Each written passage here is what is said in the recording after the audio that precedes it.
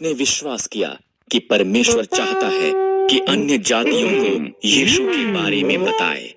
इसलिए उसने सीरिया, तुर्की और ग्रीस में 3 यात्राएं की। बहुत से लोगों ने यीशु में विश्वास किया और बहुत सी कलीसियाएं आरंभ हुई।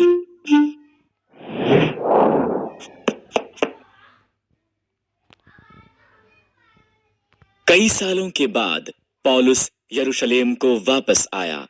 कुछ लोग उसकी शिक्षा के कारण नाराज थे और उस पर हमला किया।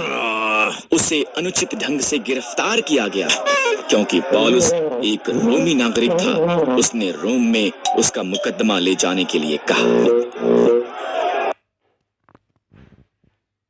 पौलुस को रोम के लिए एक नाव पर भेजा गया।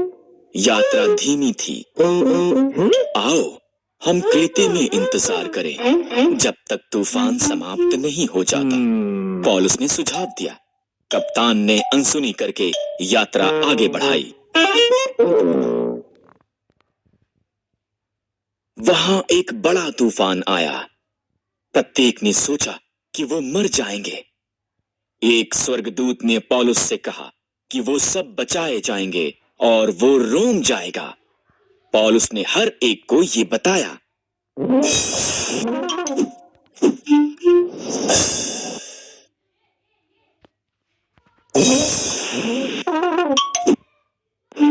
किसी को कुछ भूल नजर आई। मल्लाहों ने जहाज को छोड़कर जाने और अन्य को मरने के लिए छोड़ देने की योजना बनाई। पौलुस ने चेतावनी दी, तुम सब केवल तब तक जीवित रहोगे अगर हर कोई जहाज पर रहता है। जहाज माल्टा नाम के एक टापू से जा टकराया। सिपाही अगर कैदी भाग जाते हैं तो सजा मिलने के डर में थे, इसलिए उन्होंने उन्हें मार देने की योजना बनाई। पर उनका सेनापति पौलुस को पसंद नहीं था, इसलिए उसने उसके मनुष्यों को उन्हें जीवित रखने के लिए कहा। वो लड़खड़ाते किनारे पर आए। ठीक जैसा कि पौलुस ने कहा था, प्रत्येक जीवित था। माल्टा के हाकिम ने उन्हें साथ रहने की अनुमति दी। उसका पिता बीमार था। जब पौलुस ने उसके लिए प्रार्थना की, परमेश्वर ने उसे चंगा किया।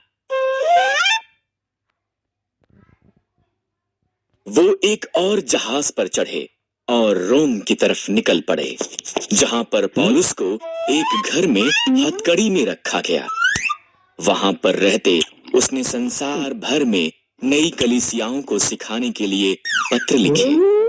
उसके पत्र अब बाइबल में शामिल हैं।